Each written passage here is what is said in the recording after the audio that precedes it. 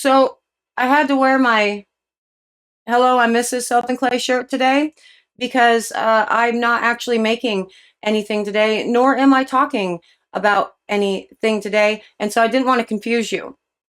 I am the Mrs. of the Soap and Clay family today, even though you're not really going to hear from me much. And I will tell you why you're not going to hear from me much in just a minute. But before I do, hello, I am Mrs. Soap and Clay. Let's make stuff.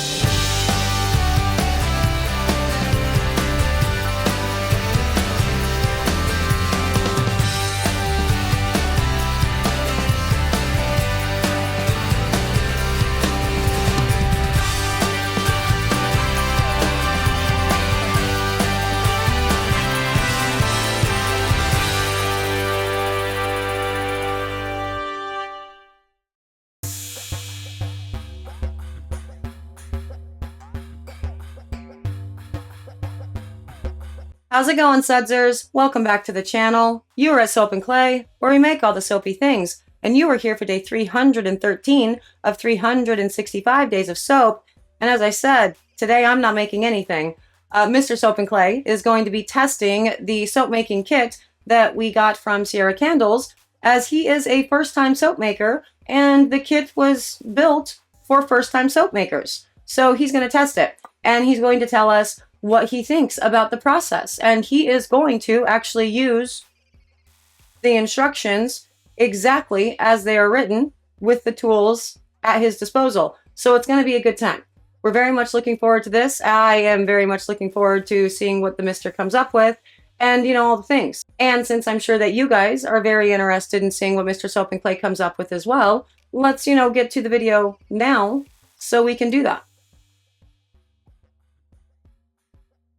Yeah, there's countdowns. And look, Never Soaper, making soap. Now let's go. Yeah. Yeah, this was honestly a terrifying experience for me. Was it really? I've been watching it done, listening to things about it being done for years, but have never actually dove in and done anything at all with it. I think I helped you pour something in the very, very beginning. Yeah. When we had the cardboard molds or whatever. Yeah, we made like a star cardboard thing. That was also scary. Yeah. That's super funny to me. That I mean, it's me. I can make this. I make this a million times a day, and you're not concerned about my safety or whatever. So why would it be scary? No, I was just nervous. I believe because you are a professional. It'd be like me making you go do my job for a day. It's just scary. That's true. You just yell at people all day long, though. I can do that. Not all day. There are days where I'm kind or too tired to yell. Well, that's true. That's a good point. So what is going on in this kit so far? So far we've pulled out gloves and a mask and a bottle of lye and a mold, and that's me struggling to get Ziploc bags open. My fingers are too fat for them. They're not fat, but Ziploc is tough. That was the scent. Yes. And these are the oils. Yes. And I actually thought it was going to be all pre-measured out when I opened it up, and then read the recipe and had to actually measure things.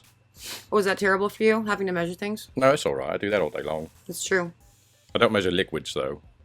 Also true. Just fill the glass. Yeah. So there's, 4 different oils. I don't know anything about any of them. Yeah. So if there's anything to be explained, you'll have to chime in there. Yeah, so this is actually based on the recipe that I saw in the instructions. It's essentially my basic 3 blend, or maybe a lots of lather blend, a big bubble blend, in that it has the coconut and the palm and the rice bran in equal portions. And it looks like Sierra is substituting the rice bran substituting olive oil for rice bran, rather. Same effect, really. And then the castor is just for an extra bubble and to really stabilize a lather. So pretty common soap making oils for sure. And now you're doing the lye portion, which, is a thing. Were you scared? Yeah, I was, because I knew there's either you add the lye to the water or you add the water to the lye. and never do the other one, but I couldn't remember which was which and what I was supposed to do. Right. And I think in the instructions, it specifically does say to not, the right way to do it. So that's good. And you were actually really good at continuing to go back to the list and read the instructions, like word for word. It was very impressive. Yeah, I just hadn't read that bit of the instructions when I got to this part. Now, I got out a whole bunch of little beakers here for you to be mixing in and doing things in that were not included in this kit. Now, this kit, I don't think that you actually know how much it costs. So I'm going to ask you what you think it should cost later. But this kit does not include these beaker things that we found dead useful for 6 or 7 years doing all the classes and whatnot, as things to measure your lye into, measure your water into, and all of the things. And so I thought that something like this really should be included in these kits, so you don't have to go find your own containers on that. What is your opinion?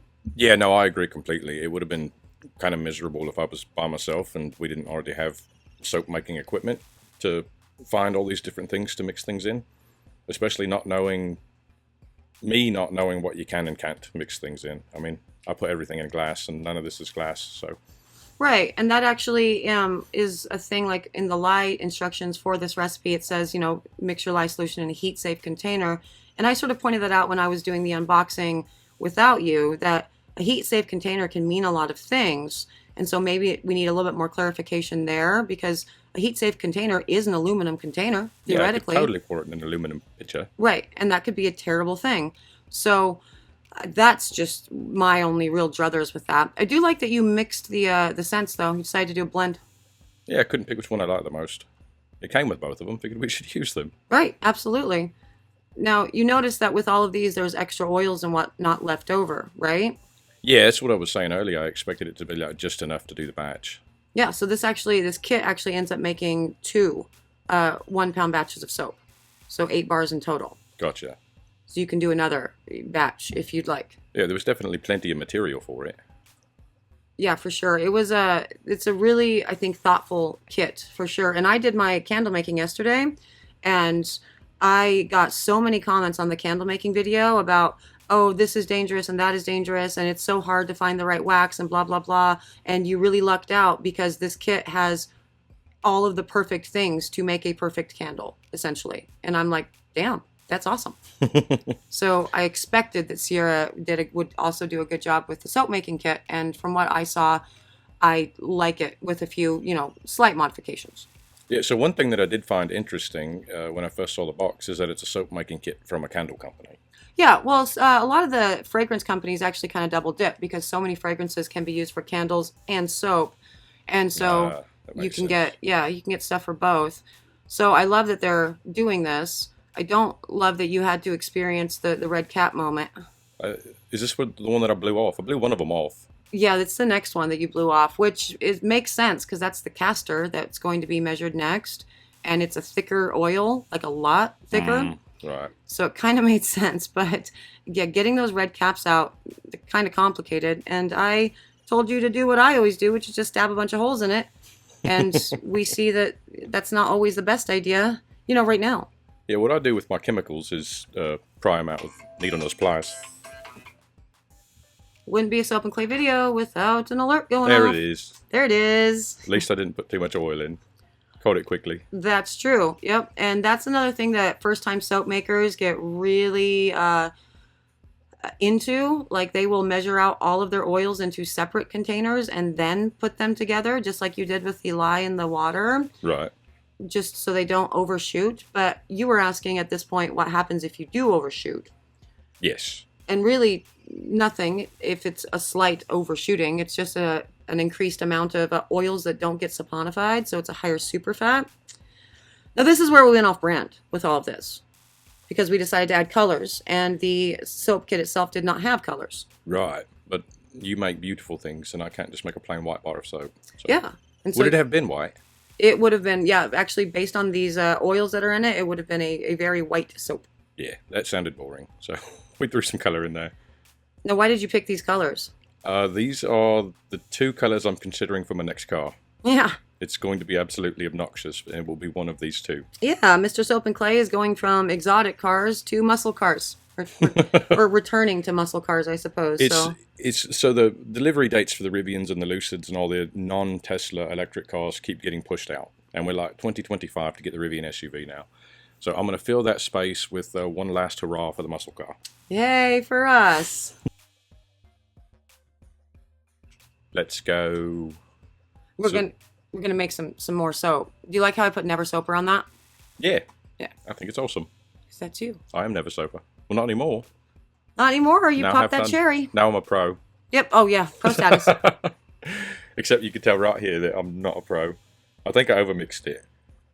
The whole pulsy, stirry thing. That thing runs really fast. It does run fast, and actually in the instructions, it does not say anything about a pulse and stir. Okay, everybody's going to just ignore my hands, okay? I didn't touch the soap. It's fine. It's a perspective thing. You're not really that close. Right. There, you touched it. I did not touch it.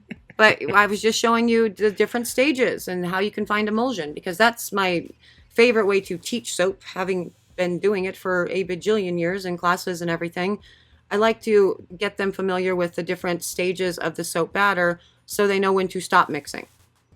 But in the recipe, in the ingredients, or the recipe, it didn't actually say pulse and stir. It just said, mix it. Yeah, if you'd not been there, I probably would have messed this up more. You did a great job explaining. I just didn't do a great job with trigger control.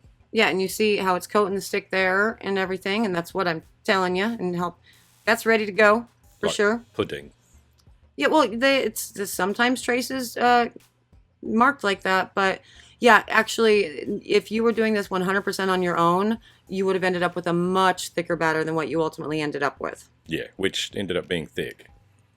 Yeah, it still was thick, but that's true of most first-time soap makers. They are so afraid to undermix it so it won't work or something terrible will happen that they overmix it a little bit and freak out. Or a lot of it, and really freak out. But, you know.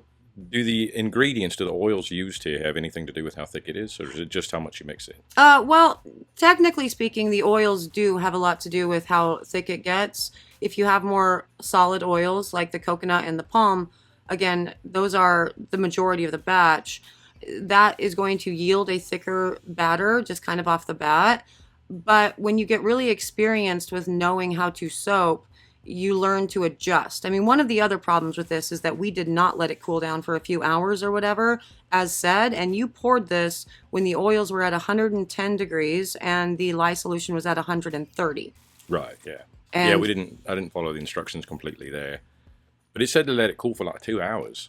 Yeah, exactly, which is not, you don't need to let lye cool that long for such a small amount. But it did say to let cool to room temperature. But we poured this last night at 10 o'clock at night, and we were not going to wait for lye to cool down.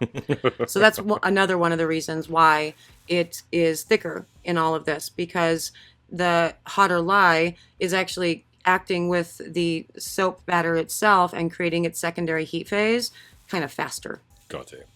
I really love how you cleaned everything up here. You're trying not to be a messy soaper. Yeah, or a messy cook. Or a messy cook. I've told people that story a couple times. I would have rang then. No, I'm a messy cook. I love how that orange turned into tomato soup. This is really like a mixture of tomato soup and split pea soup rather than colors of a Dodge Challenger. Yeah, well, I think those colors are actually pretty dead on for the damn cars that you've been showing me. So that's cool. You were actually surprised during the mica phase, though, that so much mica is needed. Yeah, that was incredible, because I put sprinklings of mica into clear epoxy, and it makes this drastic change. It was nuts how much mica went into this. Yeah, and we actually used the proper suggested usage amount for the micas in this, and I almost never do. I usually use maybe a quarter of what is actually required, because I'm stingy with my micas, and my colors always end up being pretty anyway, but even then it's still quite a bit more than what we've ever used in epoxy. Jill, look at all the bouncing of the cameras. I kept bonking my head on the microphone that's attached to the rig. I saw. I've been doing that a lot too, and I've been making and getting prepped for day-long live streams of just soap making. It's all a thing. And now it's onto your pour. Plop. Plop. It's under my plop. Yeah. Yeah, I had no plan going into this. Just get 2 colors in the mold was essentially the goal.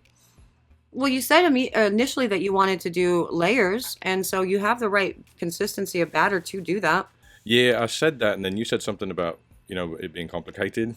So I decided to just drop them in there. Layers are complicated in that, well, they're not really complicated. They're just tedious. I hate doing layers. Lots of other people like them, though. I just much prefer to just randomly swirl things in the mold with a nice thin batter and just see what happens. But you didn't get that option because your soap batter got kind of thick. Like pudding. Yeah, but it's not super thick. I've definitely seen worse. I've done worse. Yeah, it wasn't hard to work with. It was just a lot. It got thicker faster than I expected. Yeah. And if we had done it per the instructions to the room temperature, you would have had a drastically different experience. Let's move that camera again. I was pacing during this time. I basically just let you do your thing. Yeah, I know that was very difficult for you. Yeah, that was hard. I was just pacing. Because in class, when you have like 20 soapers in front of you, soap makers in front of you, you can pace to not just grab something out of someone's hand and just do it for them. Right. But you're pacing from one person to the next. So it seems like you're totally normal and not at all type A. You're not trying to take over everyone's project. Right. That you're teaching them to make. Right. But for me, with you, just one person, I paced. Yeah, well, also, this wasn't exactly a class. Like, you wanted to be hands-off and just see how I handled it to review the kit, right. to review the instructions. And I think I definitely needed your help, even though I was supposed to be following the instructions. I wasn't like a class member and asking all sorts of questions, but I did need a little guidance here and there. Yeah, no, you're the type of person who doesn't actually ever ask for help anyway. And just in general in life with anything. Which might have contributed to your pacing. And so it's like, well, is he okay? Can I go over here and play words on stream? Which I was also doing while I was, doing this. Just don't leave me with this, but also, I'm not going to ask any questions, so just intervene if needed. It's so hard. It is so hard to walk away from this, for sure. Like, I kind of did, essentially what you are experiencing right now, and also the editing process of this is also what I experienced when the soap apprentices first start their soaping. So I try to be hands-off, give them all the information and stuff, beforehand. They watch me make batches. They are familiar with the process, but they've never actually made it on their own. And so I try to be, present, but not hovering. And then you're very methodical, and it takes you a lot longer to make a soap than I would do. And so the editing also takes longer, but it's all a thing. This is part of the whole process. Yeah, I'd probably never be any quicker at it. I'm always going to, be wasting time scraping these little edges and all that, like I just did. Spent, 5 minutes spatulaing the edge of the silicone. Yeah, well, you're very precise. And I also love how you did this, just to sort of show how thick the whole thing is. And now let's move on to your cut. Okay, and on to the cut. And this soap is actually only about 12 hours old at this point. Yeah, I was really shocked that it just plopped out of the mold so easily. Yeah. I expected it to be, gooey, liquidy, whatever. Yeah, definitely no softness with any of that. Very easy to come out of the mold.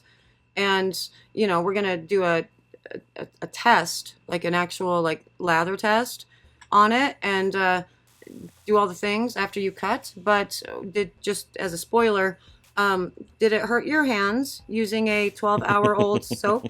No, it felt lovely. Was it stingy? Yeah, no sting. I felt no burning. I'm so tired of people saying stupid shit about things, No, it's okay. You don't have to have gloves on when you're testing your soaps for the first time and whatever. It's basically fine within, 1 to 2 days, or in this case, 12 hours. It's not going to be burny. Yeah, no, I wasn't concerned with bare hand touching it. This was my first time using this cutter. I know, you made this cutter, and you get to use it. It's quite slick.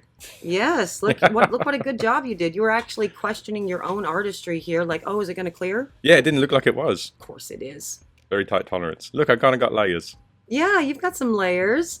I love it. That's fun. We definitely have some pockets here where some thick soap batter didn't get banged down enough.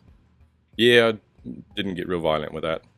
No, but I think it's fine. whatever. Yeah, later on, I picked up little bits and stuffed them into the holes on a few of these. I love that for you because you don't actually watch my videos, but that's literally what I do in my cuts. Like if there's a little hole in the middle or whatever, I just take the end piece that I've cut off and just fill in the hole. Yeah, no, I've seen you do that. Oh, you That was have? my motivation, yes. Oh, you pay attention. There's my little white spot. Yeah, it's very I have interesting. no idea what that is. I'm going to just assume that that's a weird little piece of coconut oil that somehow didn't get mixed into the batch, oddly. Never quite seen that. But Right, here's your lather. lather test. It Now, lathered. It did lather. The lather will get better. A 12-hour bar of soap is difficult to actually determine the lather on. But, you know, you needed to test your soap, and you'll test it again later. You're going to use this soap because we're putting this in the shower now. Sounds good to me. Maybe you should take some to work. I could do that as well. Make all the people at work use it too. But did you like this process? I did, actually. Yeah, it was really enjoyable. Was it scary? Yeah, in the beginning. Not once I got going. You ready to make some more? Yeah, let's do it. You think you can do it completely on your own? Sure. All right, cool. Well, we can use the rest of this kit to do that. We'll get another video. But You yeah, just pick the colors. I'll pick the colors. Okay, that's day 213. And there it is, Mr. Soap and Clay's first ever soap batch, and all things considered, went awesome. For sure. The kit itself, as we talked about, there are a few things that I would have done differently in this kit, and Mr. Soap also kind of pointed those out while he was making. So yeah, totally makes sense. But aside from that, this is a really, really good kit. Really, really awesome for first-time soap makers. Everything is packaged well. It is contained appropriately to prevent spillage and all the jazz. And the instructions and the kit itself user-friendly enough that you can totally handle your first 2 batches of soap with a very minimal buy-in. Because that $30 for the kit, ooh, that is cheap for sure. So if you are, you know, a first-time soap maker or have been watching all the soapy videos and scrolling the Pinterests and doing all the things for design ideas, but haven't quite dipped your toe in, pick up this kit. This kit will definitely be perfect for your introduction into the actual making of the soapy things. I hope you guys had fun today. I always have fun when I get to have other people's on the channel doing the things. So yay for that. If you are interested in seeing, you know, the rest of all of the things that we do and all of the adventures that we get into, you know, subscribe. That's cool. For those of you who are subscribed, hey, you're cool. Way cooler than the other ones that can't click a button, and that is a fact. Thank you so much for joining me for another round of 365 days of soap. I'm out of here for 2 days, but I will see you all again tomorrow for another round of soapy fun. Bye.